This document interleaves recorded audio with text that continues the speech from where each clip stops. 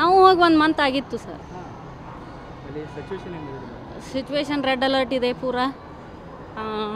ಹೊರಗೆ ಯಾರನ್ನೂ ಬಿಡಲ್ಲ ಪೂರ್ತಿ. ಹೊರಗಿಂದ ಯಾರೂ ಒಳಗೂ ಇಲ್ಲ. ಸಾಯಂಕಾಲ ಆದರೆ ಪೂರ್ತಿ ಕತ್ಲು. Jammu Kashmir all 4 state. ಸರ್ವೈ ಅಂದರೆ ಅವ್ರು ಅಲ್ಲೇ ಇರೋದು, ನಾವಿಲ್ಲೇ ಇರೋದು. ಫೋನ್ ನಿಂತ್ರಿ ಇಲ್ಲೇ ಇಲ್ಲ. ಮ್ಯಾಗಿಂದ ನಾವು ಪೂರ ಮ್ಯಾಲಿದ್ವಿ, 3rd ಫ್ಲೋರಲ್ಲಿ ಇದ್ವಿ. ಎಲ್ಲರೂ ಕೆಳಗೆ ಬರೋದು. ಗ್ರೌಂಡ್ ಫ್ಲೋರಿಗೆ ಬಂದು ಕೆಳಗೆ ಕುಂತ್ಕೊಂಡ್ಬಿಡೋದು. ಲೈಟ್ ಇಲ್ಲ, ಟಾರ್ಚ್ ಇಲ್ಲ, ಏನಿಲ್ಲ, ಫೋನ್ ಇಲ್ಲ. ಈಗ ನಿಮ್ಮ ಯಜಮಾನರು ಕೆಲಸಕ್ಕೆ ಹೋದ್ರೆ ಎಷ್ಟು ದಿನ ಆದಮೇಲೆ ಬರ್ತಿದ್ರು ವಾಪಸ್ ಅಲ್ಲಿ?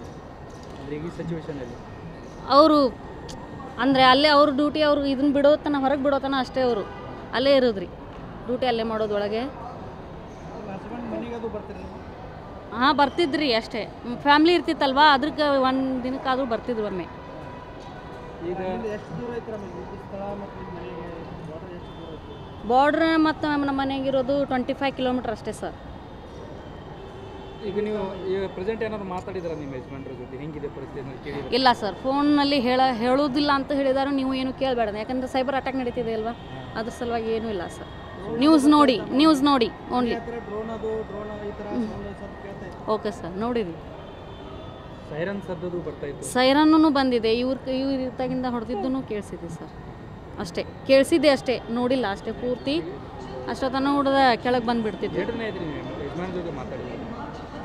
ನಾವು ಟ್ರೈನ್ ಹತ್ತಿದ ಮೇಲೆ ಸರ್ 3 ಡೇಸ್ ಆಯಿತು.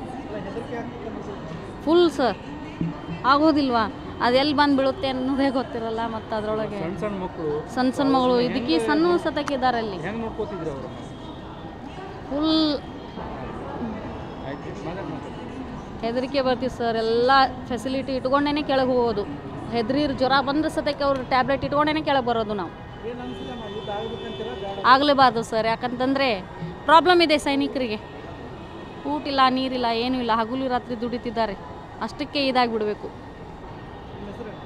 ಸೀಮಾ ನಿಕ್ಕಮ್. 9 ಇಯರ್ಸ್ ಆಯಿತು. ಹಾಂ, ಅಲ್ಲೇ ಇದ್ದಾರೆ ಇವಾಗ. ಬೇರೆ ಕಡೆ ಆಗಿಲ್ಲ ರೀ ಇನ್ನೂ. ಸೀಮಾ ನಿಕ್ಕಮ್, ತೇಗೂರ್ ಹತ್ರ ಮದಿಕೊಪ್ಪ.